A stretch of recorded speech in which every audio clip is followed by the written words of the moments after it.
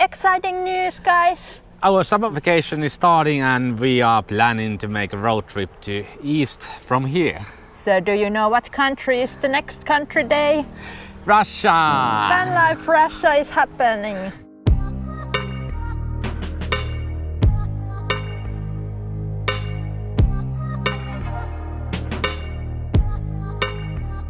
Good day, because our summer vacation is starting and we are going to go east, Karelian area and circling around the Ladoga lake. The old Finland. There's lots of sand beaches on the shores of Ladoga. There's lots of lakes, thousands of lakes in Karelian area. Lots of old untouched nature, so beautiful old trees. I think it will be awesome. But it's not that easy to take your vehicle to Russia. You have to make some preparation. So the first thing you need yourself to travel is a passport.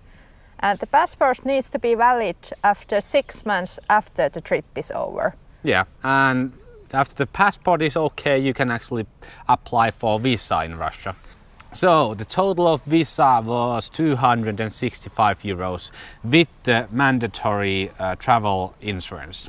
And we use a travel agency to book us an invitation to Russia, because if you go to the embassy of the Russia, you need to have an address and you need to point an address where you are going to stay. And you have to have somebody or something that is inviting you to the Russia. Also for the visa you have to have plan where you are going to travel there. So kind of specific route. So specific route where you are going to spend the nights. Then we have to take the car to the Russia and...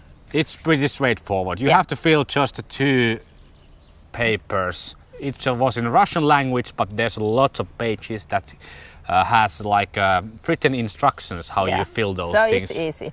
It's easy, so you don't have to actually know the language. And then you need a green card from your insurance company. Yeah, we actually researched that only 2 insurance companies, insurance vans that travel to Russia. Yeah. So be careful and look these things before you are going there and before the accidents will happen.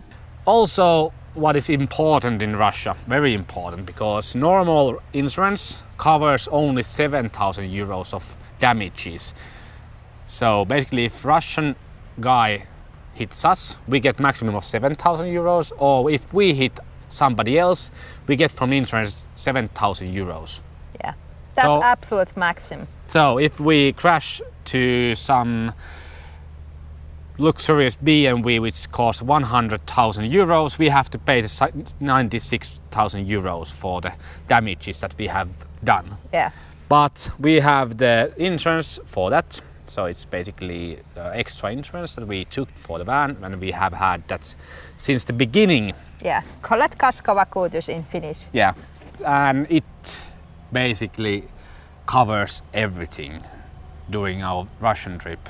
So the towing insurance also includes if our van gets smashed, that they tow the van to Finland. It's pretty expensive, so it's good to have that insurance.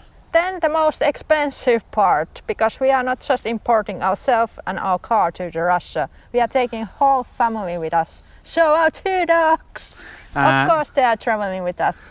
And we have now actually spent almost 500 euros. Yeah. For the dogs. There's lots of things. There's these vaccines that you have to take, even if they are valid. They have to be valid 12 months after the trip is over, so we need to extend the time. We have to take the combination vaccines, which is really more common here in Europe, and also leptospirosis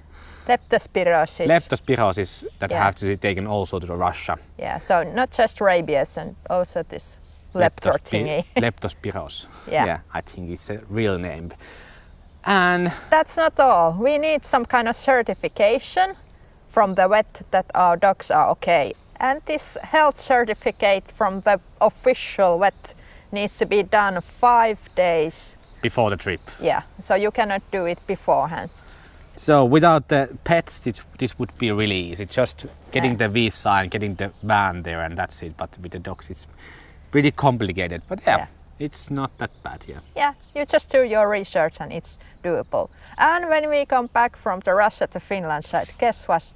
There's no any rules or nothing. You just need passport and drive. Yeah, that's true. It's really easy. Yeah. So coming back from Russia, it's easy with the dogs. Yeah. So importing things.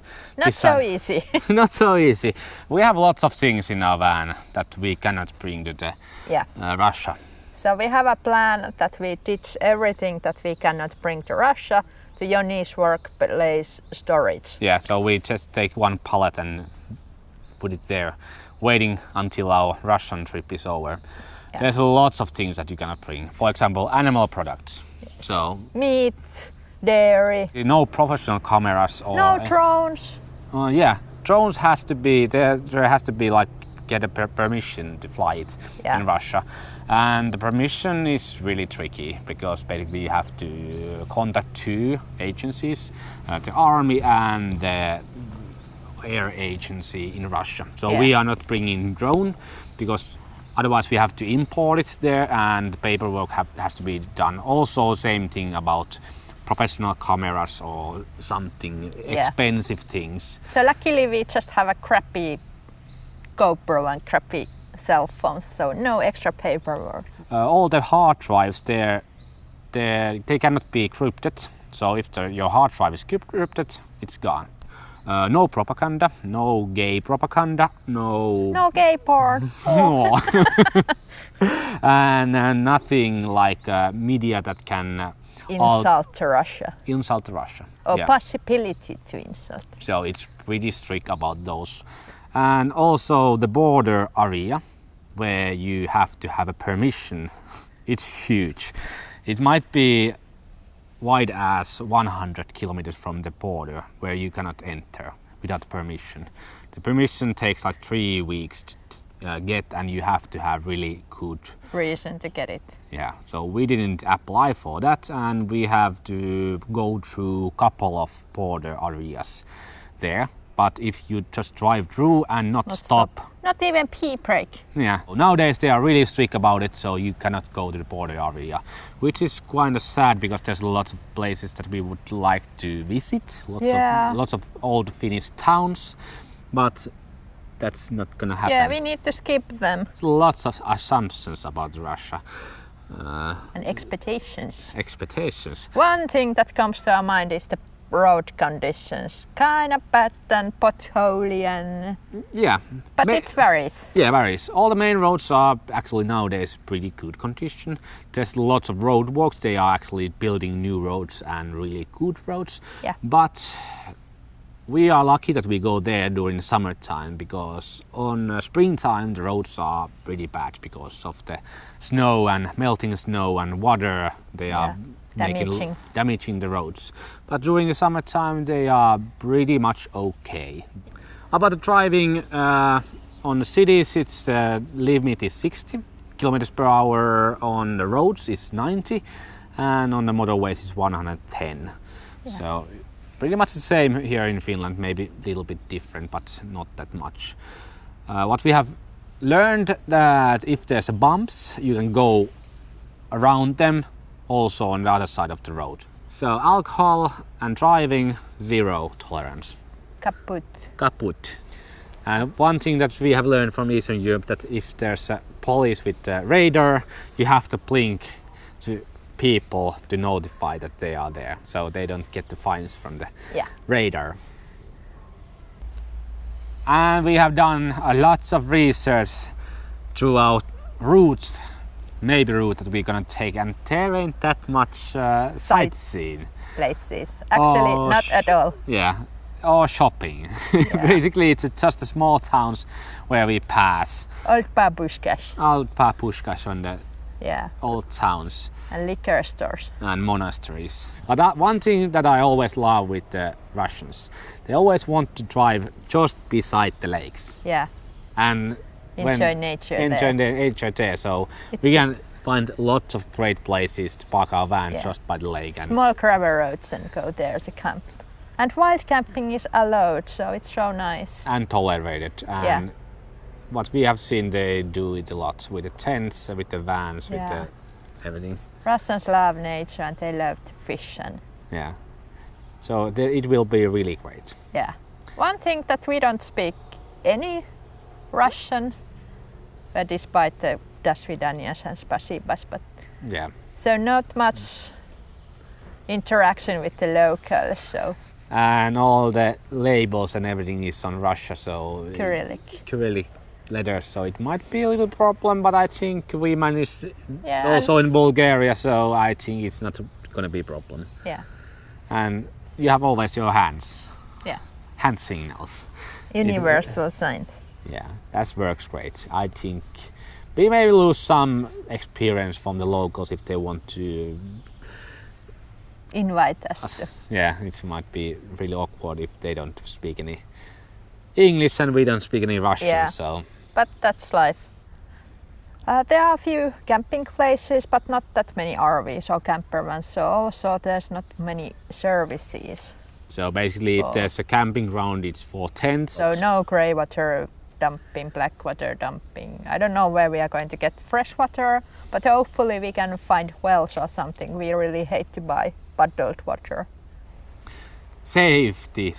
Everybody says Russia is dangerous and they are road bandits, but we think it's bullshit. In larger cities, I think the crimes are higher than in Europe. Of course, because there's more people, so there's more bad people also. So, but otherwise we are traveling in small towns and middle of nature. There's lots, just the people that come there to enjoy nature, not robbing people. One extremely good thing for us, cheap prices. Everything is super cheap in Russia. So diesel is cheap, LPG is cheap, and we can actually fill our Finnish LPG bottle there. So it's like 10 euros per bottle or less. So it's food is cheap. Only thing I think it's more expensive than in Finland is electronics. Yeah.